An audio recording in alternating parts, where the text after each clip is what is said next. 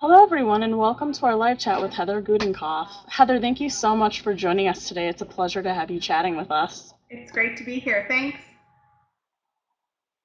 Absolutely. Today we'll be discussing Heather's new release, Little Mercies, a riveting, fast-paced thriller story about social worker Ellen Moore, who becomes distracted by an emergency case one hot summer day and makes a mistake that ends up having life-altering consequences. Heather is also the New York Times and USA Today bestselling author of The Weight of Silence and These Things Hidden.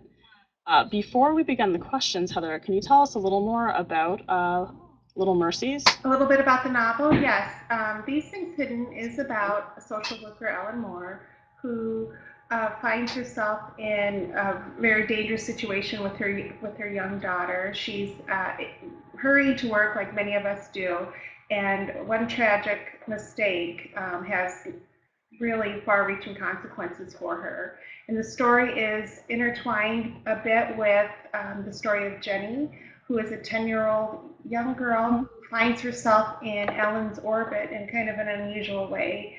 But they cross paths and find out they have a lot more in common than they ever really thought was possible. Um, we actually have a lot of questions coming in. We've got 40 plus, and Jenny actually has a very interesting question. She says, what advice would you give to young adults who are trying to write their first novel and they aren't feeling as motivated as they should? That my best advice for young writers is to be a reader first. It's really important to read books that you love and widen your horizons with lots of different kinds of books.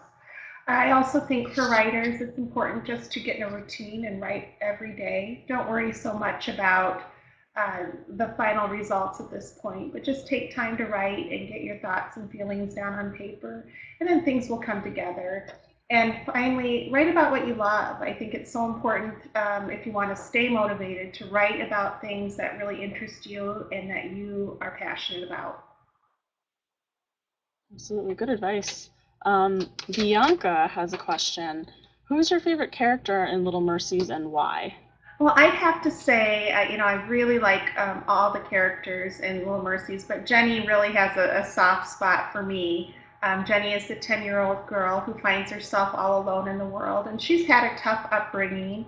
Her dad is kind of a loving but kind of wayward, not very responsible father, and Jenny finds herself traveling across the Midwest all by herself on a bus, and she's got a lot of grit. She has a lot of heart. She's very courageous, but she's also very vulnerable and really trying to find a sense of home and find that sense of family. Great, she sounds like a complex, fantastic character. Um, we have a question from Mora. She wants to know a little bit of a scoop on your next novel and what's kind of coming up next. I've been working away on my next one. It's a little bit different from the other novels that I've written in the sense that I'm exploring some different points of view in the way I'm writing. But it's what I can say about it is early days. What I can say, it's about a friendship between two childhood friends and how they, after they grow up and go their separate ways, how they reunite, and a mystery from their youth that kind of comes back to haunt them. Neat. Sounds awesome. Cindy has an interesting point, which I thought of when I was looking at the book. How do you get your ideas for your stories? Many people have said the events are so real they could have been taken from the headlines of yesterday's news. Yeah, I get my ideas oftentimes from news articles or from something that I hear on the radio, just a small tidbit that I hear in passing. Um, and from there, I get that small snippet of an idea and then try to create a story around it, a fictional story. So, yeah, there's a sense of, taking something from the news and trying to develop it. And as an author, I really enjoy really digging into Hmm. characters and putting them in unique situations to see how they'll handle them. Well, Bianca has another question. She said, your covers are always so great. Little Mercies is probably my favorite so far. Did you have any say in the design? The publisher is so great about asking my input upon cover designs. I always, before the art department gets together, I fill out a questionnaire and talk about some of the characters and some of the themes in the book and things that I think might be important. And then I'm able to share that with the team. And then it's all the team from there, and they always do such a fabulous job.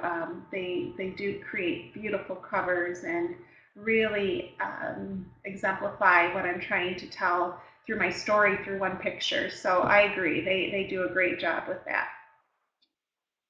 That's excellent. Do you think that most authors have the chance to do that, or is it just like do you think you've just lucked out with the I cover? don't know, the experience that other authors have. I do know that I couldn't be more thrilled with with the results of the Yeah, covers, it's and beautiful. they just really capture the stories really well. Yeah, it's excellent. Cindy says, have you ever thought about writing another genre? You seem to have mastered the fiction genre. What would you take on next? I've always wanted to write historical fiction. I love to read about other places, other times, and I think it would be just very exciting, really interesting to write about a different era. And I always keep that tucked back in the corner of my mind that someday I might be able to do that. I have lots of ideas. I think, yeah, Hmm. historical fiction would be a great place to start. That's one of my favorites. That's fantastic. Um, Maura wants to know, what are some books you're currently reading? What's your favorite genre? Right now, I am reading an advanced reading copy of The Winter Guest by Pam Jenoff, which is a fabulous Oh, historical nice. fiction novel set in World War II Poland, and I just am loving it. As for genres, I love to read anything and everything I can get my hands on. I typically have more than one book going at a time. I'm reading The Winter Guest, and then I'm also reading Craig Johnson's The Longmire series, which is a Western of all things, mystery. I'm reading that. I'm excited to jump into a book called Honolulu, which is also um, historical fiction. I also love nonfiction. I love to read biographies Hmm. and memoirs, and I love anything about the presidents, Abe Lincoln, Teddy Roosevelt. So if you put the book in front of me, there's a good chance I'll read it. Cool. Jessica wants to know, which book of yours would you want seen turned into a movie? And do you have any idea what actors you would want to see play your main characters? That's so hard. I think, oh gosh, it would be fun to see any one of the books turned into a movie. I think that the drama in Little Mercies would really lend itself well to a movie. I think a lot of people can relate to the ideas and the Absolutely. emotions in the novel. So I think that would be great. As for actors or actresses, I have so many favorites. It would be hard for me to pick one. It would be tough. I'll have to think about that one a little bit more and get back to you on that one. Sure. Yeah, I know it's a tough question. There's so many people out there that could play a I'll think potential about that. character. A fun question. Yeah. Michael wants to know, if you could write a novel with one of your peers, who would it be and why? Oh wow, That's another tough that one. is. I have so many favorites. Gosh, I'm a huge fan of so many. Elizabeth Berg, Anita Shreve, Sandra Dallas, Ann Patchett. Oh my goodness. There's so Yeah, many authors that I would love to collaborate with. Absolutely, it would be a lot of fun to collaborate with a fellow author and create something together. absolutely.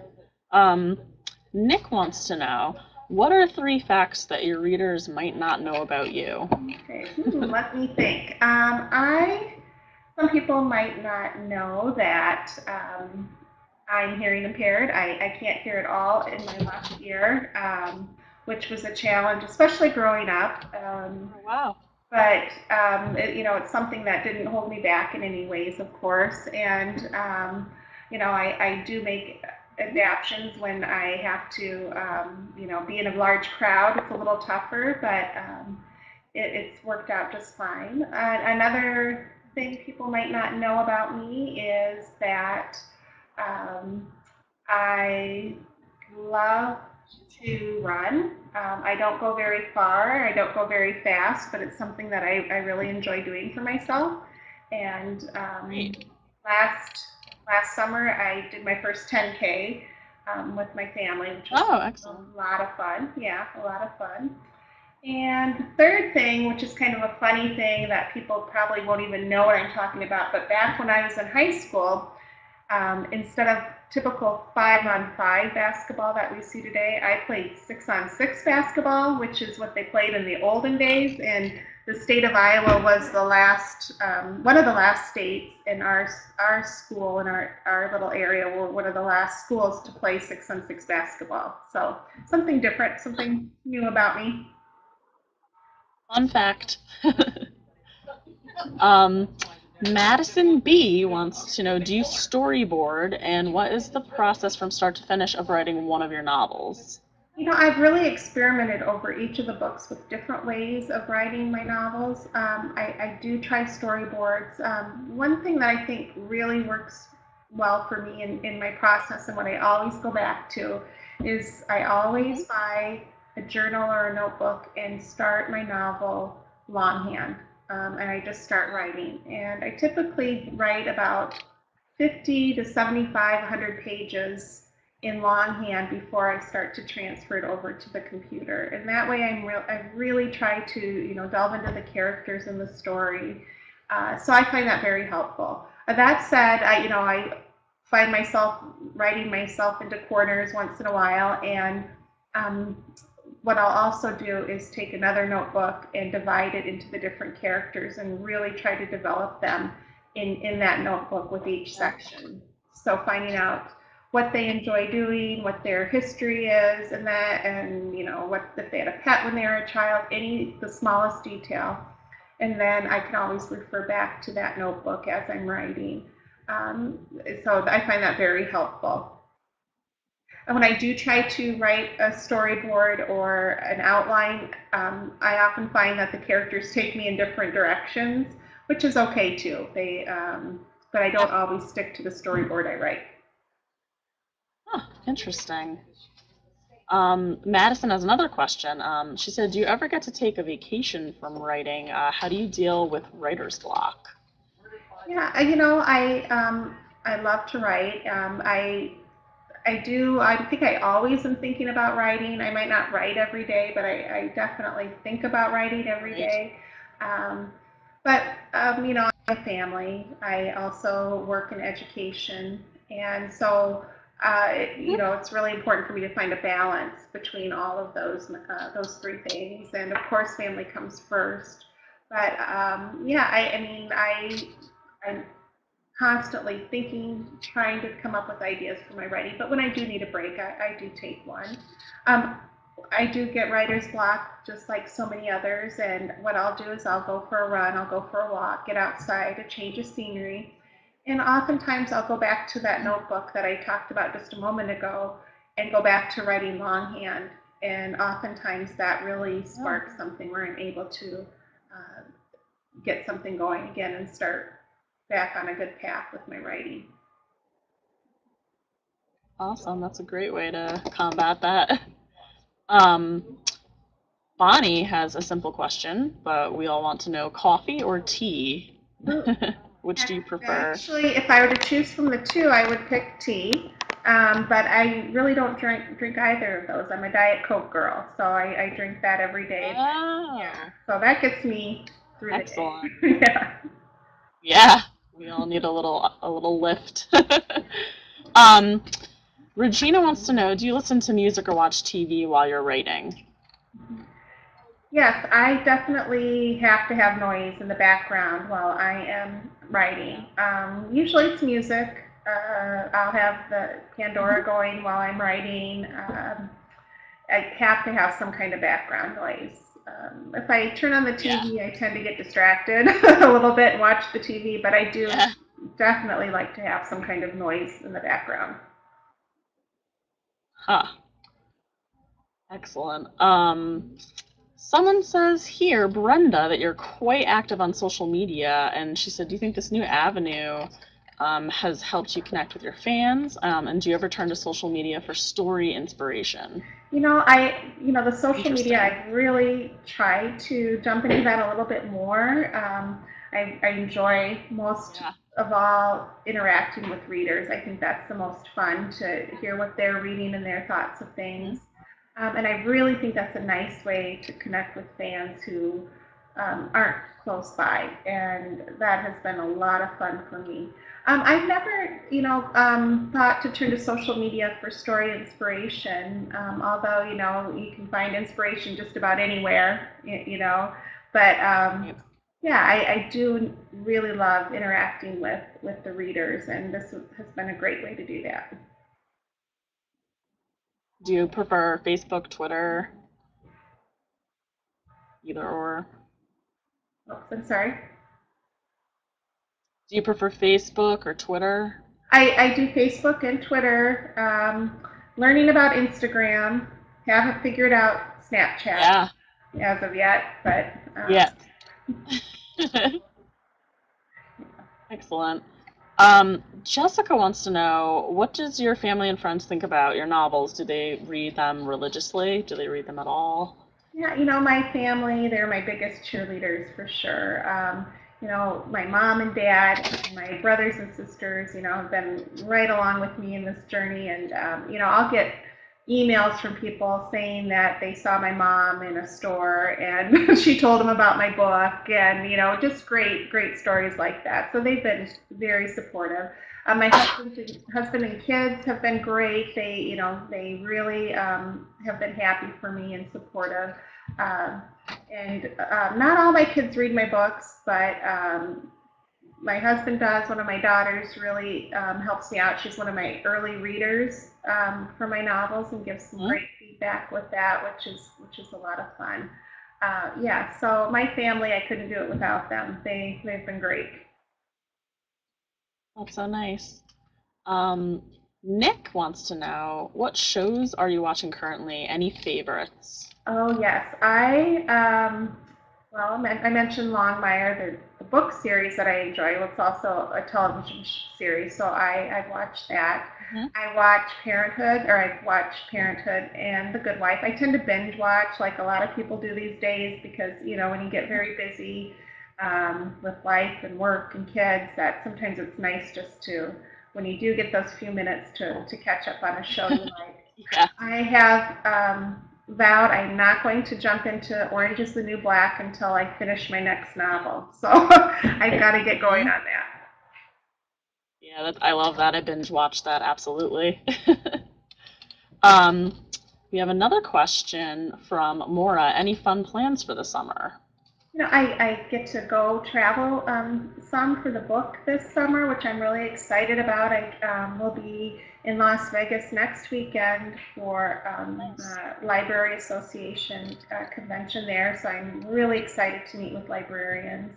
I'll be doing some Midwest Excellent. travel to Chicago, Minneapolis, Milwaukee, to some bookstores and some regional bookstores as well. Otherwise, I'll be staying close to home, spending time with my kids and my family, which I really enjoy as well, and my dog. So, um, yeah, I'm really looking forward to that this summer as well. Sounds very nice. Jessica has a question about Little Mercies. She says, if you could go back and change one detail, what would it be? Oh, wow. Um, Change anything about Little Mercies, what would it be? Wow. That's a tough one because you'll go through the editing process, and so much does already change from Hmm. beginning to an end when you first get the idea to a story, um, Right. and to the end of it. So I don't know that anything would completely change with the story. Maybe if I were to do anything differently, dig even more into Jenny's story and her history a little bit, and give readers a little bit more of where she came from and um, what happens to her next. Hmm. Um, Diana has a question. This is about movies this time, not TV shows. What was the last movie you saw in theaters? Was it any good? Oh gosh, what was the last one? Monuments Men was the last one. Of course, Ah, historical, but based on a true story. I went to that with my husband and thought it was great. And, great story, fun. great acting. So that was a lot of fun to do. Nice.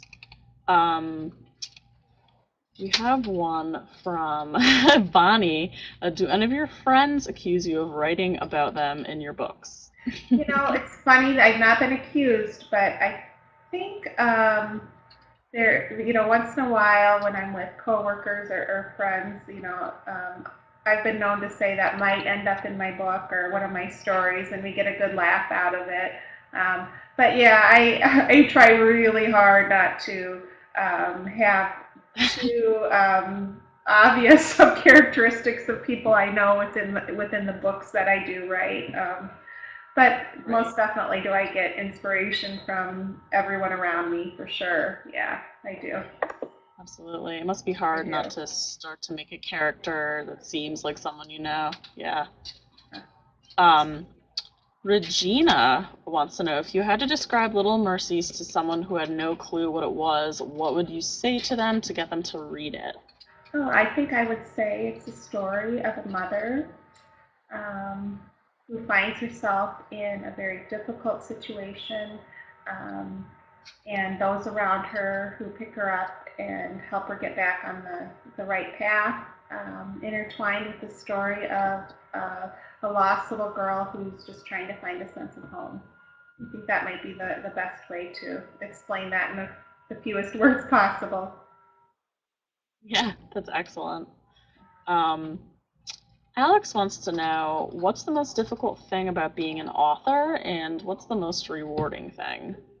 Oh gosh, the difficult thing is, I guess, really hoping that you're doing justice to the story that you're writing and the characters that you're writing about. There's often a sense of, um, oh gosh, unease or just uncertainty that you're getting the story right, which is always the goal. The most rewarding thing, absolutely, is the people that I meet along the way. I've met so many great readers I've interacted with. There's been so many people in the publishing world that I would never have had a chance to meet without this opportunity. So I'm so fortunate in that sense. And in writing the books, in doing the research with the books, I've got to visit and talk to a lot of wonderful people. So most definitely the people I've met along the way. Awesome. Alex wants to know about the title of the book. He says, "Did you know Little Mercies was going to be the title of this book? And did you have any other working titles before you decided on this one?" I it very rarely are the titles that I pick. Do they end up being the title of the books? In the end. So yeah, I did have some different titles. I think initially the title of this one was called A Life Less Broken, and it just in the end fit with the story, and we came up with Little Mercies, which I think is perfect. Showing that it's the small things in life that really oftentimes carry us through the most difficult times. Um, so yeah, titles. I think every time we get to the part where it's time to decide on the title, I always say this is really hard because you do want to sum up Yeah. the story in as few words as possible and convey something to the readers so they hopefully will pick it up. But yeah, Little Mercies turned out to be a great choice. Yeah, it's excellent. Um, Alex says, "I read One Breath Away and it was amazing, Thank and you. can't wait to get my hands on Little Mercies." um, So for those who don't know, is it a standalone book or should I read your other novels first to get a feel? No, each of my novels are standalone, so you can feel free to read any one of the books in whatever order that you choose. Although with Little Mercies, there is a prequel to that that it does not hinge on reading Little Mercies. It's called Little Lies, but it just gives a little snapshot into the life of Ellen and one of her cases before Little Mercies as in her work as a social worker. So, but otherwise, you can feel free to choose any one of the novels to jump into. Great. Brenda has another question. She says, if you could no longer write for a living, what would you do to pass the time? Any other career options you've been dying to Well, I try? am so fortunate that I also work in education. I've been an educator for over 20 years, as well as the last several years as an author. So I'm fortunate to be able to do two things that I'm very passionate about. So, um, I think I could easily just slide back into that education life if this was not Yeah. available to me. I love working with teachers and principals and students. So definitely that will always be an important part of my life. Other career options, I've always said it would be so great to own or work in a bookstore. I think that would be just be Yes. the ultimate to be able to talk books all day long with book lovers and recommend books and have books recommended to me. So I think that would be fabulous. Excellent. Um, let's see. Oh, here's a good one. Cindy says, when you're writing, do you already know how the book is going to end? Almost always never. I have a sense of maybe where I want it to go, but almost always the characters in the story takes me in a very different direction. I think Hmm. for my first novel, The Way to Silence, I did know. I had a clear picture in my mind where that was going to end. Wow. But for my other three, I have some thoughts, I have some ideas. But it really takes some time working in the novel and writing the story to oftentimes see where it's going to go. Yeah, so the one I'm working on currently, and I don't know how it's going to end, and I don't know who the bad guy is yet, although there is one. So, or two. That's cool. It will unfold for you eventually. Um, Bernadette says, as a fellow hearing impaired person, would you ever write about issues in the deaf community? I would. I've always been interested in learning more about others who have hearing impairments. I'm profoundly deaf in one ear, so that means I can hear. But what I struggle with is oftentimes understanding what people say. So I can hear the sounds, but I can't always put it together. I often describe it as, especially when I'm in a noisier situation. Um, Being able to hear or understand every other word. And that can get really tricky when you're trying to have an intelligent conversation with people and you're only getting half the message. I would, really be interested in writing about my experiences um, as someone with hearing issues.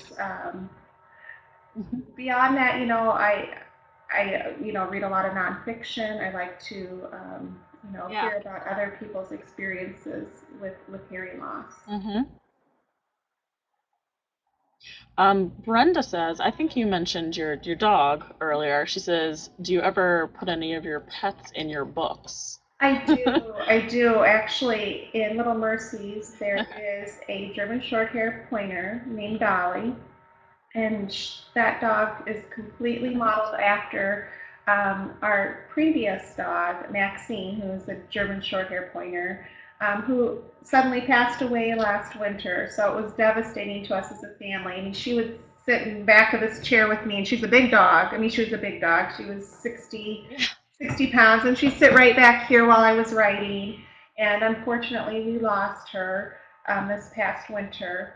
But on a happy note, and one of those little mercies that I talk about in the book, we happened to connect with the gentleman we got Maxine from, and he had a little dog there who happened to be Maxine's niece. Um, Oh, so we have almost a clone of Maxine, and her name is Lolo, and she's the sweetest thing. So while it was very sad, we did find some joy too from Maxine in that way. So yes, I will. that's I've really always nice. had a dog in my book, and I imagine that I will continue to include a dog in every one Yeah, of my books. So. awesome. Karen Terry wants to know, did you always want to write?